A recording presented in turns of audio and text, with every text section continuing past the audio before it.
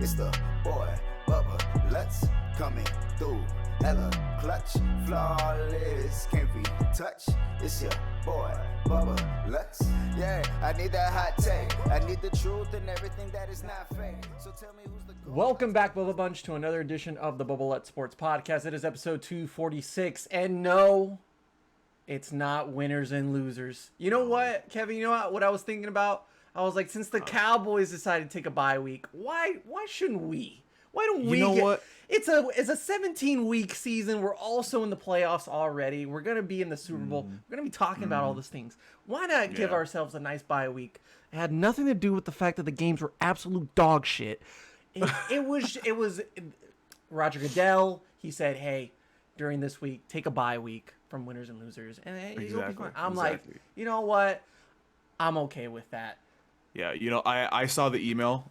He specifically sent me one too for some whatever reason. I don't know why, but you know. Did someone say was like, emails? Was John Gruden involved? Don't check my emails. Okay. Don't check my emails. Oof. Don't check them. I don't know. TMZ gets a hold on them. I can't really tell you anything different. Has TMZ ever reported a big thing on the NFL? Oh, they did.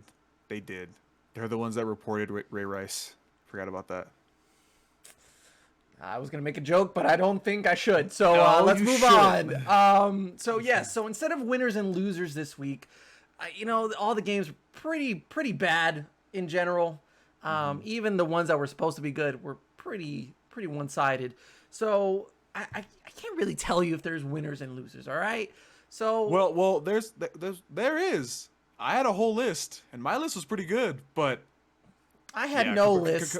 Compared to other weeks, yeah, this week was not that exciting. I mean, when you have Monday Night Football be the Saints versus the Seahawks, and it's Geno Smith versus Jameis Winston, I don't think you really got a hold on me watching on primetime. Hey, you know what? Actually, that game was not that bad. It was not that bad. It was not that bad. You know, but no, I lost by games, I lost by 3 points. By the way, I switched last second from Joe Burrow being my quarterback because Josh Allen was on a bye week. So I was like, okay, let me put in Joe. And I was like, he's playing Baltimore this week. I don't know if I think this is where the Bengals get shut out. Big mistake. Not only did I bench him, I put in Sam fucking Darnold. Oh. Because apparently the Giants decided to show up and play football this week. And Sam Darnold decided to be the former Sam Darnold. And Deshaun Watson, go to Carolina, save us all. Anyways, so with the bye week for the Cowboys now done, you know, they had a full week off. One guy gets arrested. We don't know what's happening there. But oh, yeah. It's all right, though. Donovan Wilson's back. It's fine. Look, it gives us a nice little grace period before the Minnesota game on Sunday Night Football, Halloween, which is going to be a spooky matchup if you ask me, because I think it is going to be a spooky matchup. Yeah. Listen, Minnesota matches up really nicely with the Cowboys, and then you also have the nice little storyline of like Mike McCarthy used to play Mike Zimmer twice a year for so many years in Green Bay. Yep. And this is the first time he gets to play Mike Zimmer as a Cowboys head coach, which is going to be really fun. We'll talk about that in the preview for that game later on this week. But I want to kind of look back a little bit to prior to the season and what we were saying about the Cowboys schedule, our expectations for this, and how they've dramatically changed ever since that point. So now we can look at the schedule with a better understanding of what this Cowboys team is and how they will going forward, or how they will be going forward. And how are they matching up against the NFC? Because really, not only are they the definite favorites to win this division, I mean, everyone else is 2-5. They've won 5 games, and they've only lost 1. It's theirs to win. It's theirs to lose. There's no one that's going to catch up to them if the Cowboys are playing this well. But now we got to talk about the conversation of how they fare against the favorites. Because in previous years, yes, it's been said the Cowboys are one of the favorites in the NFC. But after the first couple of weeks, we both agreed that, like, that's not realistic. Yeah. You know, that's optimistic at best. But now we can really say, like, this is an actual team that will get to see Tampa once again later this year. Maybe. Oh, yeah, for sure. They'll get to see Green Bay. They'll get to see I don't know. Arizona, yeah. So now with a better understanding of what the Cowboys are, I want to look back, starting with the schedule. How are we going to look at the schedule? Because we've kind of joked to each other about like, oh, you have a better record than me as far as predicting these games. But I'm thinking this is the Cowboys of old that can get a turnover on defense and have a terrible coach. Things are a little different now. So at 5-1, after this bye week, they started off with Minnesota. And I was saying going into this year that their second half of the schedule, like late December, maybe early January, like those games, I thought they were going to be a lot tougher. I thought not just the Arizona game, but those matchups against the divisional rivals like Washington, like New York, because those were my sleeper teams. New York was, and I thought Washington would win the division, thinking that their defense was going to be great again. Turns out that's not the case. So let's look at the schedule real quick, and let's say how they fare now. Like, how do we expect this rest of the season to go, barring Dak Prescott injuries, barring offensive lineman injuries or suspensions, anything like that? Because we've had a fair share of injuries so far this season for the Cowboys, but they've made it out of that. Like, I think that's one of the most surprising things about this team so far is that they've fared extremely well despite the loss of Lyle Collins, despite the loss of DeMarcus Lawrence, guys like that, Donovan Wilson for a lot of those games, and yet they're 5-1. They actually won 5 in a row without their starting right tackle and Terrence Steele becoming the starter. Like, if you would have told us that at the beginning of the season, like week 1, Lyle's going to be out for the next 5 weeks, so you're going to have to deal with Terrence Steele. I'm like, we're losing at least 2 games. We're at least losing 2 games because there's no way that he's going to take care of us. And yet, here we are. So, Kevin, let's look at the next 4 weeks before we get to Thanksgiving. We started off with Minnesota on Halloween. I keep saying Minnesota. I keep saying it with the accent, and I don't know why, but Minnesota. You could say it that way. I mean, that's how they would say it. I mean, it's not. I'm not making fun of them. I'm just catching a little bit of that Minnesota vibe. Maybe I purified myself in the waters of Lake Minnetonka. And is that going to be the case on Sunday night with the Dallas Cowboys visiting Minnesota? Like that one? That was good. Thank you. So, like we were saying earlier, previous years, every time the Cowboys match up against the Minnesota Vikings, it's always a ugly, just very technical game where it's like whoever makes the least amount of mistakes. It's always the case in a game, but it's just, I guess it's magnified when it comes to the Minnesota Vikings. They just pair or they just match up so well against the Dallas Cowboys. But this is a whole different thing. This is not Jason Garrett anymore. This is Mike McCarthy, who's had the success against Minnesota in all those years in Green Bay. And now you have an offense that is pretty much the best offense in the league right now. Yeah. You know, efficiency, scoring, they are top tier offensively. And I mean, yes, the Minnesota Vikings defense up front has been better as of late. The return of Everson Griffin, Danielle Hunter, guys like this, they have a lot of sacks on their side of the ball. Yeah. But we've seen it in different games, like even the biggest attack or the most threatening attack of Matthew Judon for the Patriots still couldn't get it done. You know, he got pressures, but now you got Lyle Collins coming back for the first week. And then you got Michael Gallup starting to practice again. I don't know if he's going to play in this game. I don't think so. But there's good news. They gave the go-ahead that Dak Prescott will play in this game. So I think that in all those games, like there was the one in 2016 on Sunday Night Football as well. That game was rough. I thought that was going to be our second loss of the season before the Giants game. And, you know, I think that game I think started the trend, because ever since that game in 2016, the Cowboys have basically played the Vikings, 3 times in the next 4 years? And every single time they played the Vikings, it's always just a really ugly game. But you know what? It's a really good game. Specifically the year before Dak got injured in 2019, that game ended up like 28-24, and we barely lost because the punt return Trevon Austin. You know, we've mentioned that a few times on this podcast. Believe me. Yeah. But yeah, absolutely, I agree. it'll be. I think it'll be that game. It'll be the same thing as the Patriots game, where it's just like, Yeah. this is a good test for the Cowboys because yes, it's gonna end up being like one of those like last possession type of games to where whoever has the ball last, who can get those points last, will win this game. It's not gonna be just a blowout in the second quarter. Yeah. Can the Cowboys overcome that adversity like they did against New England Patriots? Can they win in those really ugly ways to where it's like nothing has gone their way all day long, yet they come out with the win? Two games already this year where I feel like that was the case against the Chargers and against the Patriots. Can they make it 3 times? Because after that, we can really see an easier schedule going their way. But I think coming off the bye, see if they're more, I guess, tuned out because they haven't played in a week and a half.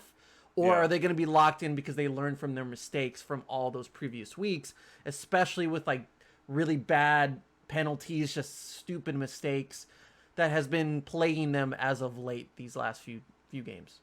Yeah, and you know, a big thing about this game, like not to get like super deep into it, but something that has to be mentioned. I think a lot of people like to write off the Vikings because, you know, their defense isn't as good as it's been in the last couple of years, right? A lot of people like to write off the Vikings because Kirk Cousins, you're getting to that point in his career where you don't know what Kirk Cousins you're going to get, right? You're either going to get a Kirk Cousins that's about to ball out for 300, throw 3 tutties, right? Or you're going to get a Kirk Cousins that's throwing 150 and a pick and maybe 1 tutty. You don't know what you're going to get anymore. But the thing about this is, if you look at the Vikings offense, right, and you match it up to the Cowboys, you can honestly make a pretty good argument that the only difference is that the Cowboys probably have a better line than the Vikings, right? But I mean, if you look at their weapons, I mean, look, you have CD and Amari, right? Okay, that's a great 1-2 punch. You got Adam Thielen and Justin Jefferson. If anything, almost pretty much on equal par. If you want to look at the tight ends, we have Dalton Schultz. Every now and then, Blake Jarwin gets in the mix. Okay, they have Tyler Conklin. Tyler Conklin has become this great, rising unknown player out of nowhere that's starting to make really good plays. If you want to talk about a slot receiver, they got KJ Osborne. We got Cedric Wilson, right? Mm-hmm. And obviously, I mean, when you want to talk about the running game, right? Zeke, Dalvin, probably the two of the top 5 running backs right now in the game, right? Super dynamic. That's why I'm saying that with this offense, you can't write them off because they're going to be 50-50, right? Because you never know what you're going to get. And if anything, right now, in my opinion, it was the Charger game for me, was the test for our defense, right? Mike Williams put up good numbers. Keenan Allen was a somewhat minimal factor in my opinion, right? Can that happen again? Can we keep Justin Jefferson down to 50 yards this game? Can we keep Adam Thielen to maybe 75 or vice versa, you know? How are we going to fare with that? And I think you made a really good point where, look, that New England game was not pretty. We made not a lot of big mistakes, but we made a lot of mistakes that didn't need to happen, right? Mm-hmm. Coming out of this bye week, now that we have more players coming back in the mix, right? I think it was specifically the Panther game. The Panther game was a really big test because that specific week we had all the injuries, and then I think 2 players were out on COVID as well. And we played that good against, back then, a Panther team that looked to be on the rise. Mm-hmm. So now that we have those players back, this should be probably the second biggest test of the season. But I think the magnitude might be bigger because we're coming off of a bye week, right? Yeah. What I said for that Patriots review, or even preview, it was one of those episodes where I said, no matter what happens in this game, this is good film to look at. Because if you're going to kind of test the waters of your defensive scheme, of what works offensively, even with the pressure from Matthew Judon and talent across the board, young talent for the Patriots defense, it's going to be something that you can just absorb for the next week and a half and then start, okay, how do we implement this into the Minnesota game and weeks after that? Because if we can get it done against the Patriots and learn from that, well, then against some of these other defenses that aren't as good, we're gonna have a good day and we're gonna be smarter because of that. And then we learn from those mistakes. So I mean, like, I'm very concerned about Dalvin Cook for this game. And then especially Justin Jefferson, because it's like the Cowboys do give up a lot of yards defensively. And I think that's just how we're going to go on with this defense. It's not going to be a defense that shuts down everything. They're going to give up a lot of yards passing wise, maybe rushing wise, but they won't give up those big plays, give up a lot of points because they get the turnovers to balance it out. Yeah, it's officially become a bend don't break defense these last couple of weeks. I don't think I want to count, the Giants game or the Eagles game, right? Because I mean those two games are a wash in my opinion. We both said it coming into those weeks, but when you look at games like the Chargers, we look at games like the Patriots, that they actually had a pretty good chance. I mean, yeah, we got turnovers, right? Because that's just who we've been lately, which is really surprising as a Cowboys fan. But still, the stops were made when they were needed to, and even if it was at the end of the game, it doesn't matter. As long as the stops happened when they needed, we won by a field goal, we won by a touchdown in overtime. I mean, at the end of the day, we always make the argument of like, oh, they won, but X, Y, and Z, which is how you should look at a football team for the majority. I always believe that you should look at it face value first and then dive in deeper. But look, a W is a W. And at the end of the day, that's going to get you to the playoffs. That's all that matters. I'm a little bit more hesitant to say that's the best analogy as far as like a win's a win, because I think that learning from that win is more important than the actual win. And even if you lose, you can learn a lot more from that than just the win. But I'm gonna slightly disagree with you. Now, you did make the point that I'm about to make, is I don't think this is a bend don't break type of defense. I think this is a defense that is just gonna be, it's just gonna wait for its opportunities. It's never going to be. It always happens, huh? It always happens. Yeah. But this is not an aggressive defense by any means. This is a very passive. Like, they're still pretty poor at tackling, in my opinion, and that's just always been an issue for this Cowboys defense. But like in that Patriots game, you had the Randy Gregory fumble, which was a huge play that was already in Cowboys territory for like at least a field goal. I thought Mac Jones died. Yeah. Like, it was a huge turning point, but especially that pick six by Trevon Diggs. At that point, you just missed the field goal, and you're like, oh, man. I mean, they have 3 timeouts, but a big play would really help right now. And then, boom. In a matter of seconds, they were like, we know that we have to make a play now.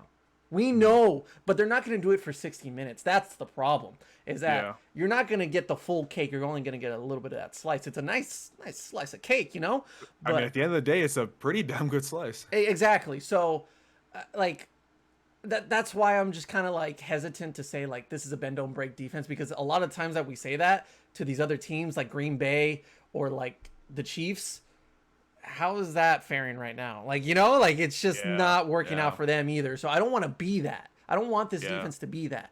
And I feel like this is a really good test, because if you can get Kirk Cousins in a lot of uncomfortable situations to where he doesn't feel good in the pocket, his pocket awareness is absolute crap. So if Randy Gregory can get to him, if, I don't know, Osa Odigizua can really control that interior line, then I feel like this can be a really good game for this Cowboys defense. Just let Micah Parsons go at him.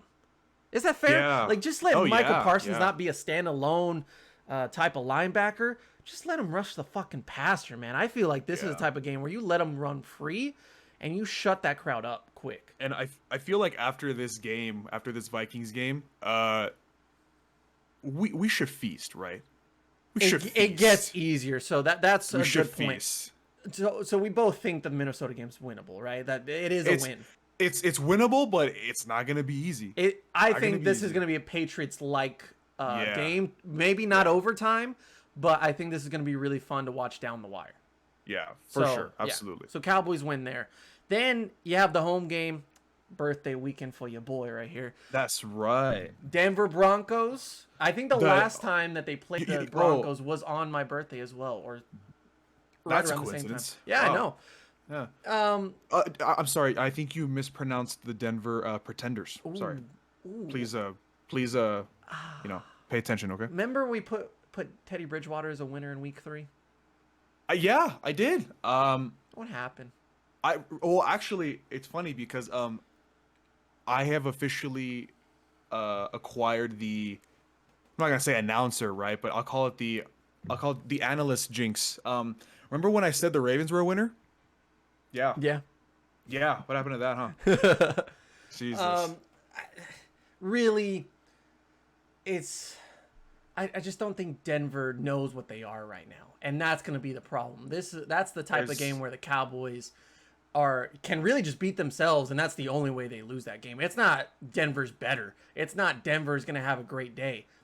You just got to withstand like maybe the early attack by Denver by Javonte Williams, Melvin Gordon, Teddy Bridgewater early on. Sutton, Tim Patrick, all that. Yeah. If you can weather the storm early in that game, they don't finish. They don't play 60 minutes of football, and they haven't done that since week 3. So I think that's an easy win for the Cowboys. I think a big statement to bring too about this Denver game, because we're not going to go into that much, but a full starting Denver team couldn't beat a backup Browns team. Just leave it at that. That's true. That is very true. If we did have winners this week, Dearness Johnson would have been on that list. Oh my God! Because he won that game single-handedly. Yeah, it was really impressive, really impressive. And that goes to show that Denver's just they had their nice little run, same as the Carolina Panthers. So expect it's gonna be the Carolina game. Weather the storm early, as long as you get through that, finish the game, you'll be fine. Yeah, drop 30 in the third quarter. Yeah, I mean, probably gonna happen. And then I think we haven't talked about this enough, but do you sense that there's a little bit of a change in home field advantage for the Cowboys? Like now you feel like it's a difference maker? It was always that the Cowboys were mediocre at home and really good away, right? Yeah. Now it's one of those feelings where like you go home and you're more than likely probably gonna have a really good day at AT&T Stadium, right? Ask Amari Cooper, right? Like that's the perfect example. Yeah, he's I know. Just so different. Yeah, and I think especially this season, like Amari has been balling out at home, right? You go away. Besides that Tampa game, where has he been? No, I mean, you know how I feel about Amari Cooper, Yeah. but overall, I have been very critical about home field advantage for the Cowboys. Like whenever they have those home games and people are like, home field advantage, I'm like, no, they don't have any. People just show up, and there's 80,000 people that are just excited to have nachos and be at a game. They're not cheering.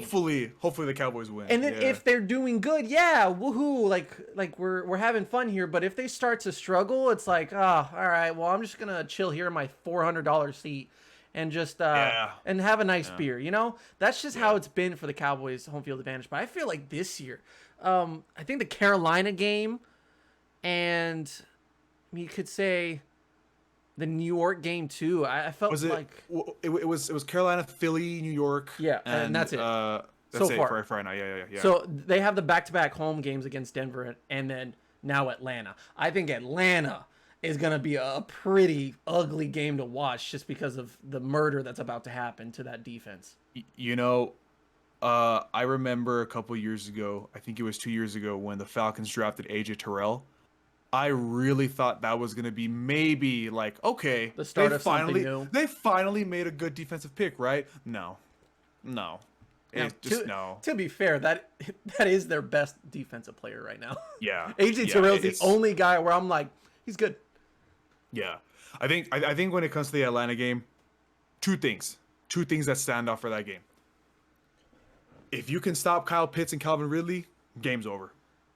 I mean, well, the game's already over to begin with, but it'll be more of a blowout if you can stop both of them. Sir, are you forgetting about one of the best running backs in all of football right now, but is not considered an actual running back, Cordell Patterson?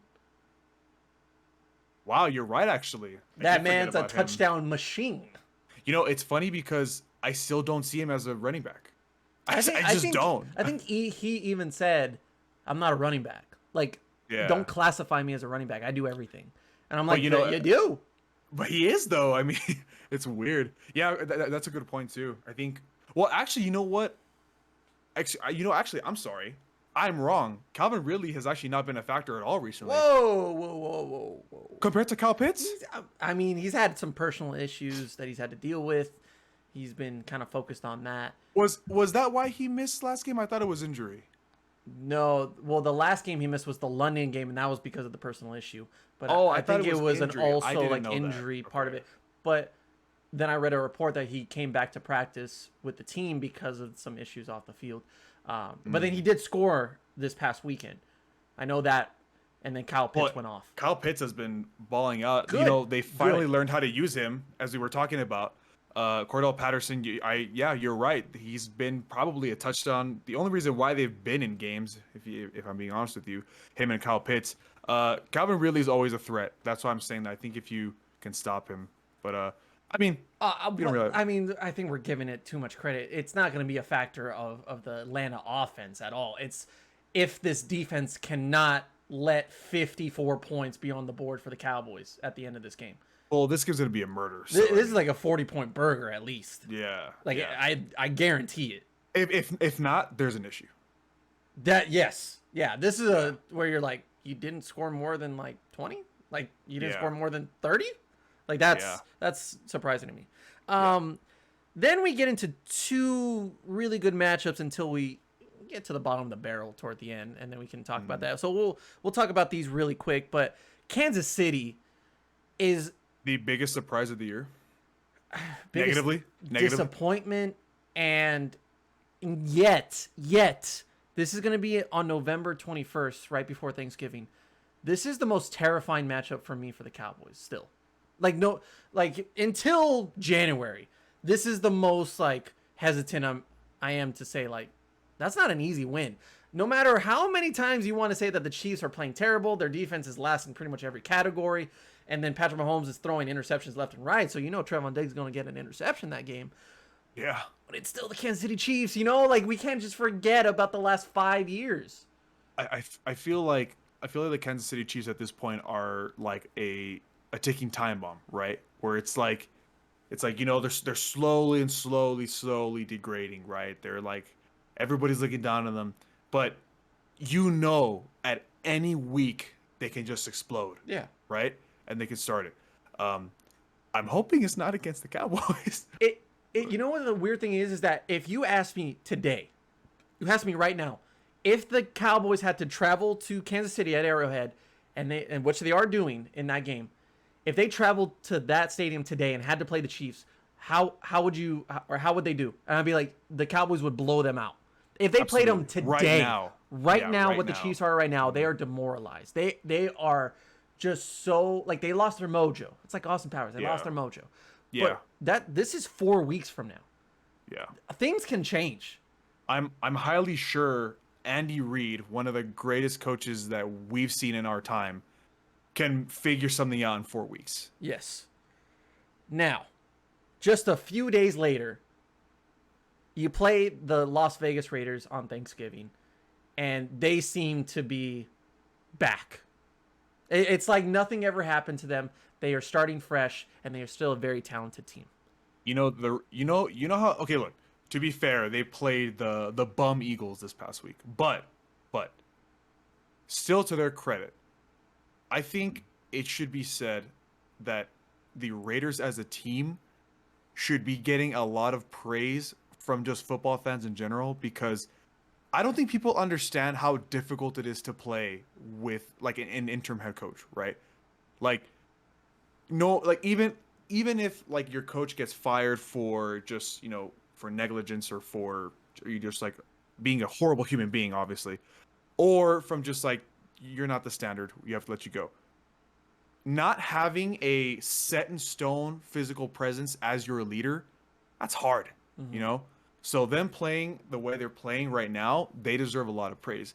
And I think that Thanksgiving game, look, personally, that Thanksgiving game, that probably might be the beginning of okay, this is when it matters, right? Yeah. At that point of the season and on that schedule, that's when it's going to be okay, that's 5 weeks, right? 5 weeks time? 4 or 5 because it's a short notice, 4 days rest after the Chiefs game. Right. Okay, so as of right now, the Cowboys could be 8-1 going against the Raiders, right? Oh no, I'm sorry, not 8-1, 9-1. My bad. Is it just because I think the idea of 8-1, 9-1 just doesn't comprehend in my mind for the Cowboys? No, it doesn't. That's what I'm saying. They could be. They could. I think either the Cowboys lose the Chiefs game or they can easily lose the Raiders game. So, going into that game with the Raiders, do you think? I feel like the Chiefs or the Raiders, but maybe more the Raiders as of right now, right? Because we're basing everything right now. If we're basing it off of right now, yes, the Raiders. If anything, that Raiders game could be a reality check. Good, right? No, good. I agree. Good. I agree. On Thanksgiving, at home, prime time. You know, like the annual, like, oh my God, it's Thanksgiving. Everybody has to watch the Cowboys, right? Mm-hmm. That reality check could be really good, but that's gonna be a good game. That's gonna be a fun game. It's gonna be a fun game. I like that a lot. I like the matchup. Do you remember how bad we were roasting the Raiders defense before the season started? Jeez, I mean, it was well deserved if we're basing off the last 5 years. We were roasting them like so bad. And by no means are they a top defense in the NFL, right? But they're doing their job. Yeah. They're doing enough. Listen, I'm all for Tyron Smith versus Max Crosby. I'm all for that. Dude's a freak. Yeah. I love that matchup, right? That's to be a great matchup. Yeah. And then to see like Micah Parsons versus Derek Carr, stuff like that. I think this is gonna be a really fun game. I just say so they win the first 3 coming off this bye, right? We all agree on that.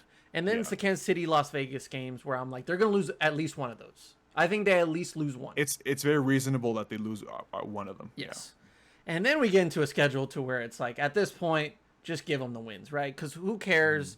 It's New Orleans. It's Washington. It's New York. It's 3-0. Washington again. 4-0. If we're going to talk about reality check, wouldn't you like it a little bit farther down the road, maybe to Arizona? That game. Because that game right now. That game might be the game of the year. Ooh. Or at least up there. Come on. It'll be. Oh man, that's tough. That's tough. Because I want to see how Arizona plays against Green Bay tomorrow. Or not tomorrow, Thursday. Because no Devontae Adams, no Allen Lazard. Aaron Rodgers basically has nothing to throw to, but they also are on a 5-game winning streak, and they are on a roll, right? They have no defense in Green Bay.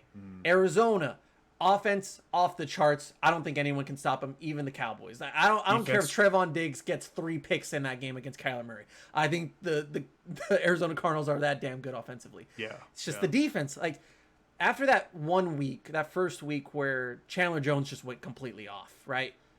They've been good, but they've also played teams where it's like, well, yeah, you're going to stop them. They're not really that great. Yeah, you're going to stomp the team that just so happens that you're made up of like 75%, right? Yeah, exactly. You stomped the Texans, by the way. That you covered the spread. Congratulations. You were supposed to, right? Yeah. So it's pretty much NFC East after that. The New Orleans game may be a little interesting, but Jameis Winston, it's Jameis Winston, right? And then you end the game or end the season with Philadelphia. I think at that point, either you sit the starters, or unless you're going for the number 1 seed, depending on how the rest of the NFC goes, and we'll get to that in a second, the Arizona game is the only game after that where you're like, that's important. Yeah, for sure. I think if anything, that's gonna be a preview of like maybe a divisional game, maybe a wild card if we're not the first seed. But it's gonna be a good game, really good game. I'm gonna ask you the question of how you think they match up against Arizona in a second once we do everyone. Do you think they lose at least 1 game to a divisional opponent? Because I do. I think they lose like 1 game against Washington. I think if it were going to be any one of the 3 teams, it will be Washington. As of right now, it's really hard to say yes because of how awful all 3 of them are.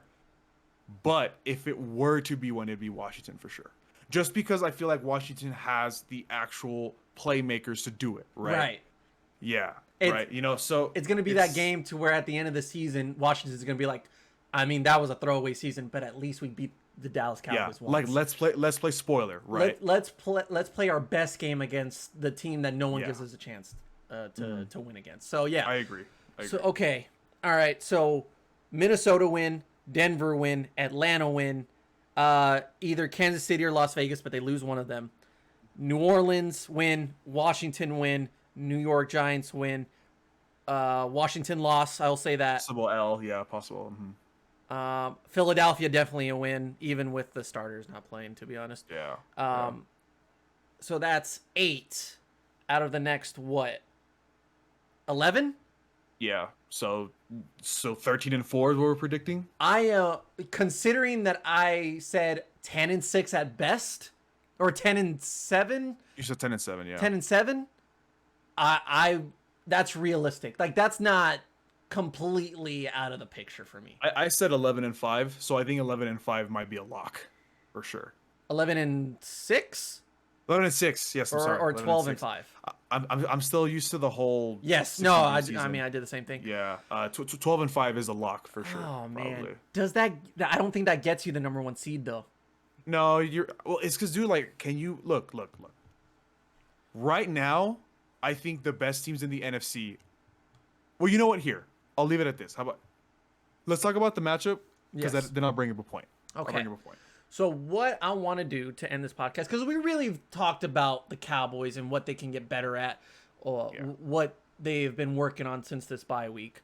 I'll probably do a video on this later on this week, to where I talk about the things that the Cowboys need to do to make the Super Bowl or be considered true Super Bowl contenders, because I don't think they're there yet, but they're definitely on the road to that. Here's going to be the ultimate thing, is that how do you compare and how do you match up against the NFC's best at this very moment? And we know those standout teams because they have been there before, or they just look so damn good at this point to where they're going to be in the playoffs. Yeah. No one in the NFC East, other than the Cowboys. Absolutely not. We don't need to talk about that. NFC North, I mean, the only thing we can really talk about is the Green Bay Packers, right? Like, if we get through Minnesota, they may make the wild card, maybe not. But if you beat them once, I'm guarantee you beat them again on a different day. And you'll get home field advantage for that. So, Green Bay. Kevin. Yes. Right now, Cowboys versus Packers, who wins? You know, that's such a hard question, because right now, I want to easily say I think the Cowboys can beat the Packers. I really do. But we just briefly mentioned a while ago that the Packers right now don't have a defense, right? Their defense, I really do not think the Packers defense could stop our offense. 100%. I do not think it at all. Not even Jalen Smith? Oh, sorry, he just missed the tackle. Oh, another one? I broke his ankles by not doing nothing. Anyway. Nerve damage. Nerve. I feel bad for saying that joke now. Anyway. Okay. But look, here's the thing. I think that we can drop 30 on the Packers, right? But then at the same time, I think Aaron Rodgers can drop like 35. Exactly. You know? Is it just the case of a 2016 divisional matchup again? Dude, it's because, look, here's the thing, man. Look, our defense, right? Our defense is good enough for a shootout, right? But the thing is, it's Aaron Rodgers. Aaron Rodgers literally always finds a way to win if it's not the NFC Championship, right? Mm-hmm. I mean, that's why I'm saying that it's really hard to answer the question, because, like I said, we can drop 30 on them easily. But I think the real question is, how is Dan Quinn going to set up the defensive plan against Aaron Rodgers? Look, Rod Marinelli almost did it. He almost did it twice. Almost. And I think we could agree that as of right now, Rod Marinelli and Dan Quinn are on two different spectrums, right? When it comes to like efficient coaching. Right? They're different universes, my guy. Yeah, obviously. So that's what I'm saying. What will Dan Quinn do to stop Aaron Rodgers, right? You know, apparently Kyle Shanahan and well, not right now, obviously, but apparently Kyle Shanahan and Pete Carroll have the recipe, right? Go talk to them. Oh, I'm sorry. Pete Carroll was Dan Quinn because he was a defensive coordinator back then. Right. But you get my point, right? I just think our defense is going to have to do something to stop Aaron Rodgers. I don't know what it is. But to answer the question, do I think it could happen? Yes, I do. Am I very confident in my answer? No, I'm not. Again, we are basing this on right now. We are basing this on right now, and that's all I can go with, because in December, it's completely different. I'm going to give the advantage to the Cowboys right now as far as who's better. Who's better, more equipped for the playoffs, who's ready to make that run. But do you agree it's like a 51-49 split? Abso-fucking-lutely. Yes. I'll tell you why. Yes. Because going into that game, if they match up in the playoffs, they have the exact same game plan offensively, both sides. Mike McCarthy, Matt LaFleur are going to say, hold on to that fucking ball as long as you can offensively so we can keep the defense off the field. Aaron Jones, please run it for like 4 to 5 yards each play, and then we'll just play action from there with Aaron Rodgers. Dak Prescott, give the ball off to Zeke or Pollard and get 5 to 6 yards, and so we can do a play action and get a first down and do a 7-minute drive. 7-minute drive down the field, and don't allow our defense to be on the field. If there's a case to where that defense has to be on the field, that's where I think the Cowboys have the advantage because they can get that turnover. They can get that right now. Right now, they can get that play to really get off or really get Green Bay off the field. There is absolutely no secondary right now for that Packers team. Especially with Jair Alexander and IR. Jair Alexander out. Your best corner right now is that rookie and Kevin King, and he's been banged up. I'm not okay with Kevin King being my best corner if I'm the Packers, right? And up front, just it's not the same as it was a few years ago. Your linebackers are pretty much depleted. Preston and Zadarius have not been the factors they've been in their last years. Exactly. So it's really up to the Packers offense once again, right? And it's just a matter if Alan Lazard can be healthy, Marcus Valdes-Scantling being healthy. Devontae. It's one of those games, man, to where it's like the Rams game in 2018, remember? Like the Cowboys defense held up and you're like, they can actually make a push. And then once they go against an elite running back that can just dominate all day long like Aaron Jones can, they completely collapse. You see a different defense that day. That's got to be a shootout. That's got to be one of those games where you're just like, whoever has the ball last. And we've seen Aaron Rodgers do it to the Cowboys in 2016. Like 3 times in the last 6 years. You saw Dak do it a few weeks ago against New England. It's like he had the ball last, and guess what? They gave him time, and it worked. So he got the opportunity to win the game. So it's a different era. Now Dak Prescott's more mature. Green Bay, they have no defense compared to other years where they've had some defense, but it's still Aaron Rodgers, and that's why I'm always like not confident in beating the Green Bay Packers. You have to give the same respect that you give Tom Brady about, if it's Tom Brady, the game's never over, right? That's how you have to give the respect to Aaron Rodgers, always. So speaking of Tom Brady, we saw in week 1, you were a lot more generous than I was. I was. Cowboys versus Bucks in the rematch, if that had to happen. Playoff Tom Brady's not a joke. No. Playoff Tom Brady, like right now, it makes me upset that Tom Brady is playing the best football of his career, right? Right. Like how? It's dude is Benjamin Button, right? But Tom Brady in the playoffs is like, he goes Super Saiyan. Like no matter how good he is in the regular season, he's just like, oh, I'm not done yet. Let me elevate my game even more. I haven't unlocked my final form yet. Like you haven't seen it all season, right? So here's the thing. Right now, if we were to be in the playoffs and it's going to be Bucks versus Cowboys,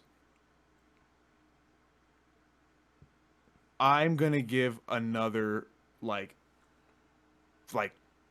split where our offense can hang with Bucks offense. Easy, right? It's easy. Yeah. I just feel like once again our defense is going to have to have a game plan where we're going to have to neutralize at least 2. I think at least 2 of their targets, right?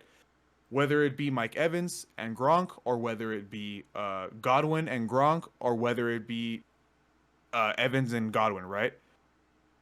Because right now the Bucks have a what was it I saw? I saw specifically like the Bucks have a top 10 player in every position, right? Yep.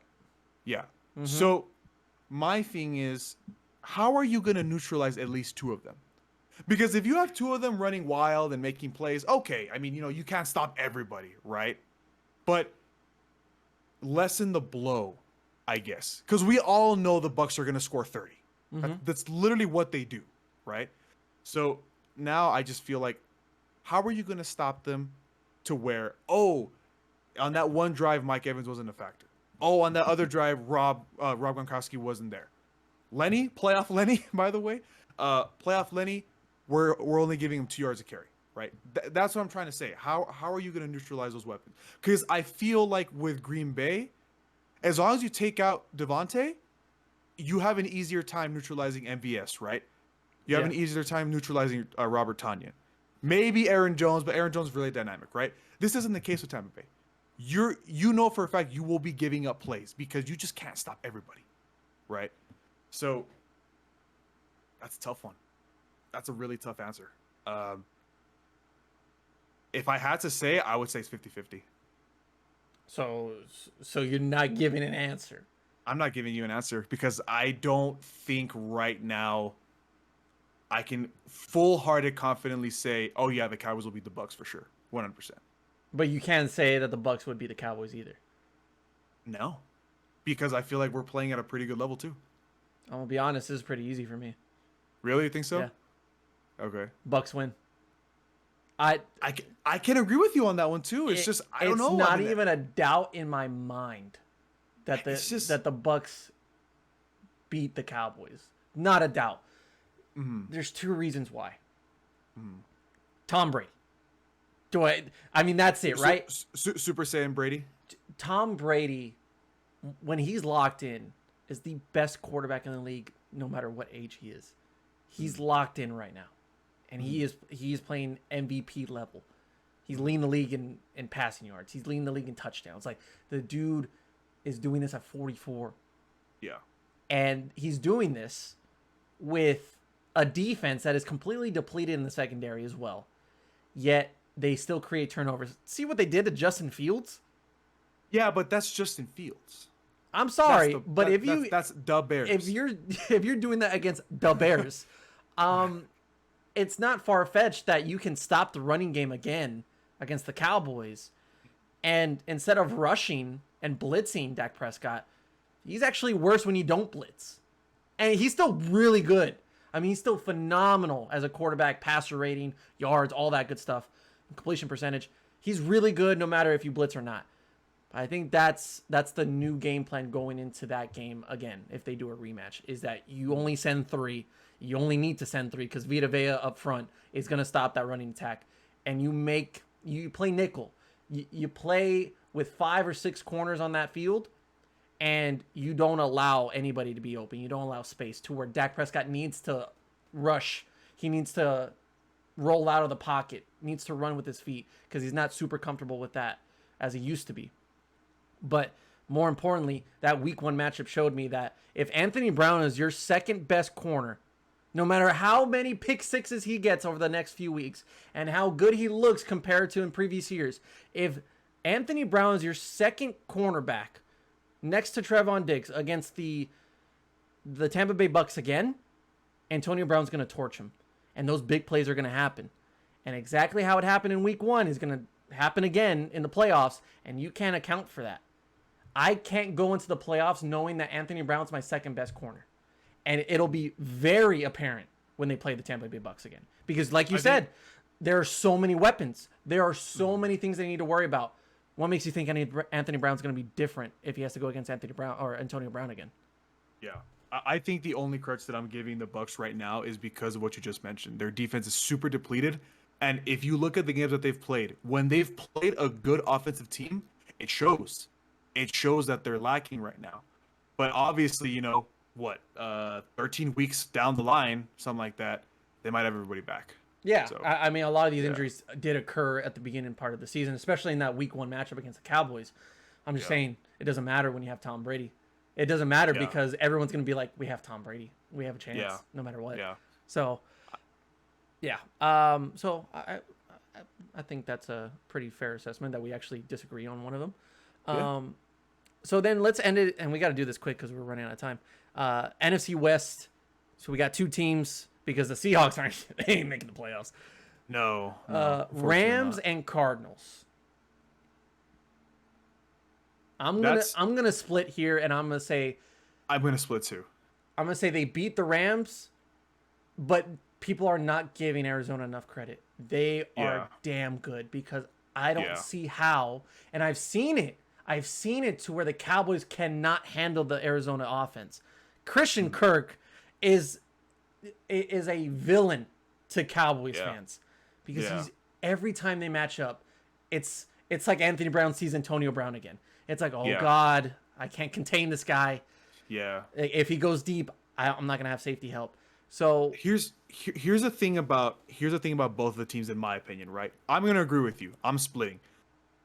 If as of right now, the way the NFL looks, if we were to be any team, it would be the Rams. I agree, right? Mm-hmm. I think that when it comes to the Rams, the thing about the Rams is you have a very similar play style, right? When it comes to you have Cooper Kupp, right? You have Robert Woods, and then you have Van Jefferson, who's good enough, right?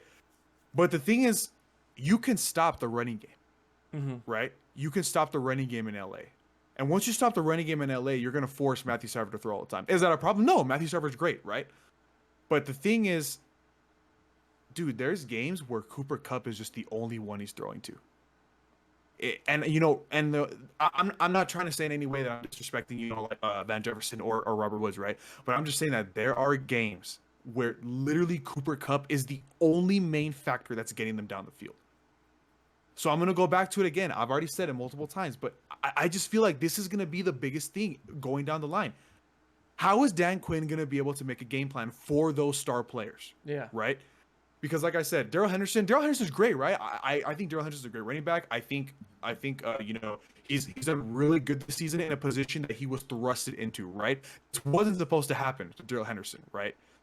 But I think we could easily stop Darrell Henderson. Am I right? Well, now they couldn't stop. They couldn't stop C.J. Anderson a few years ago. Okay, but Darrell Henderson is not 240 pounds. Okay, he's still a big boy. He's a big boy, but he's not 240 pounds. Look, but I'm just saying, how are we gonna stop Cooper Kupp? Now on the other side. Now, real quick, I will say I agree with you, but I think of it more of as like if they're gonna go to Cooper Kupp, which they will, if they're gonna force the ball to him, that's Trevon Diggs on him. So that allows for more mistakes for Matthew Stafford to make because he's made some mistakes where you're like, why did he make that throw? It's Matthew Stafford.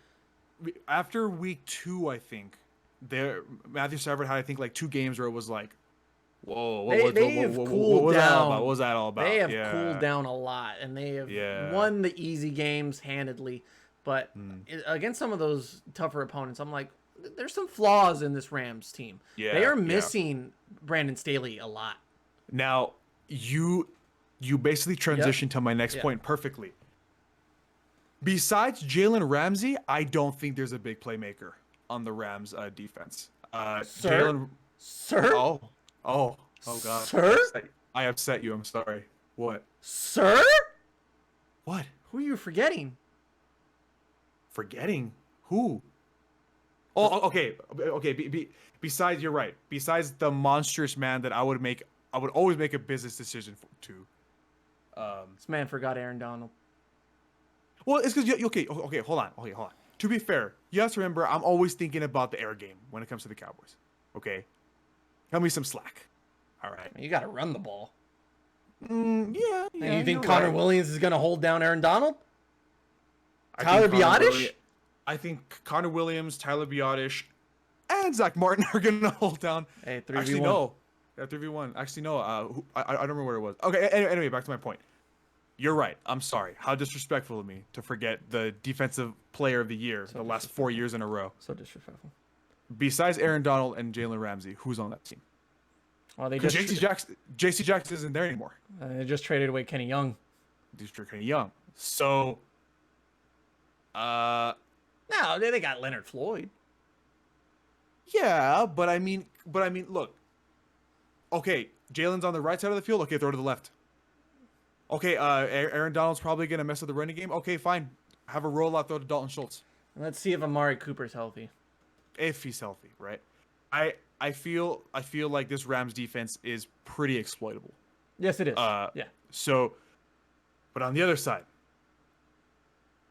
I completely agree with you where I feel like there's a lot of focus on the Arizona offense,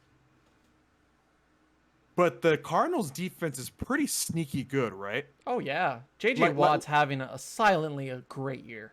There was the big headline everywhere, right? Oh, Cardinals defense is back. Chandler Jones is back. They're looking amazing. And then that second week against the Vikings, right, where they almost lost. Mm-hmm. That was like, oh, what happened? Like, how do you blow out the Titans, who were well at the time, right? Because the Titans are elevating right now, but at the time, the Titans were supposed to be that team that was gonna make a big bounce this year, right? You blow them out, but then you almost lose to the Vikings. So that kind of shocked the NFL, right? But after that game, it's been a steady performance from the Cardinals defense where it's like, oh yeah, like these guys are good. They're solid. They're not a number one defense in the NFL, right? But they're pretty damn good. So, and also, look, man, if I were to be honest with you, I think the only advantage the Cowboys have in this game against the Cardinals is that we have a better running back. That's it. Yeah. I find our offenses extremely similar. I find our defenses extremely similar. The only upside we have is that we have Zeke. No disrespect to James Conner, but I just think we can both agree that Zeke is on another level than James Conner. No, because if you're speaking about the running game for the Cardinals, it starts with Kyler Murray. It doesn't start with Chase Edmonds. It doesn't start with James Conner. Chase Edmonds too. I forgot Chase Edmonds. Yeah, exactly my point. Like you think Kyler Murray when you think running the football in Arizona. It starts there in the pistol, and then they work from there. Like they'll have some good performances for their running backs, but it all starts and it ends with Kyler Murray.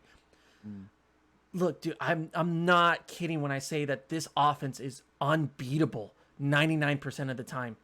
It's just the level of talent there in Arizona is just like I said, it's almost on the same level as the Cowboys, right? But dude, D-Hop is just it's D-Hop, dude. I think it's D-Hop. It's like light years beyond the Cowboys right now.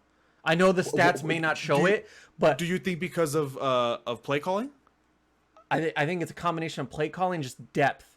Think about it, dude. Think about how much you have to game plan against when it comes to the Arizona Cardinals. Like we'll just end it here. Besides D-Hop, you got AJ Green, who's having a pretty silent year. He's on the field. That's all he needs to do. Yeah, he's on the field. He will get targets and he will get catches. Christian Kirk. You know I love Christian Kirk. I think he's one of the most underrated wide receivers in all of football. Rondale Moore is fucking good. Might I add, who the Cardinals just added. Now you have to worry about Zach Ertz, who might have. I mean, he's like past his prime, but sure. But you never know. It's an upgrade from the previous tight ends that they've had in a very long time. And then guess what? If you figure out a way to stop all of them, well, guess what? You got to stop Kyler Murray. Yeah. The guy that makes all of this happen, that makes the world go around. The only way that the Cowboys beat the Cardinals if it's the Cardinals beat themselves. The way that the Cowboys are going to lose these games in the next like 2 or 3 months for the schedule is if they beat themselves. They are far beyond better than a lot of these teams. The Cardinals and maybe the Chiefs, if we get the actual Chiefs, are the only two teams where I'm like, they are better than the Cowboys. Or they should be better than the Cowboys. But if the Cowboys go into the Giants, the Washington football team, the Saints game and say, we're a better team, and they lose, it's because they beat themselves. They almost beat themselves against New England. That's the only way, right? That's the same way I think about Arizona with not only the rest of the league, but with the Cowboys especially. Is that if Kyler like bobbles a snap and then fumbles it and then has to like run around everywhere, that's how they beat themselves. They were leading the league in penalties last season. They've done a lot better this year as far as discipline goes, but that doesn't mean it's going to be gone forever. Yeah. So you made a really good point that I forgot about. You're right. Their offense is just way more in depth than ours. They just have the Cowboys have a lot of playmakers, right? But the Cardinals are just I forgot. You make a really good point. But if you give me a QB spy for Micah Parsons on Kyler Murray, I might need a new pair of shorts. I might need to change my shorts every quarter. Yeah. Because that, like, I mean, in previous years we had Jalen Smith trying to QB spy Kyler Murray. Yeah. That wasn't going to work, right? We actually have an athlete now that can cover Kyler Murray. But it's still Kyler Murray, dude. And I just don't see how this Arizona team, they're going to get a reality check. They're going to get a game to where it's just like, oh my God, they just aren't clicking offensively.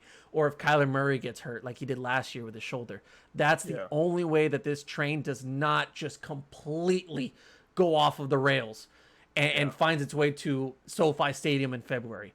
The only way that the Cardinals do not win a Super Bowl this year is if they beat themselves. Not anybody beating them. No one's going to be better than them, in my opinion. They are too damn good. Yeah. Oh, that's a good conversation. I love that. We went a little over, as always, but fuck it. It's fine. Here we are. Thank you so much, Kevin. This was a very good conversation. Yes. Yeah, as always. Episode 246 is in the books. Ladies and gentlemen, make sure to check out the YouTube, Spotify, Apple Podcasts, anywhere you get your podcasts from.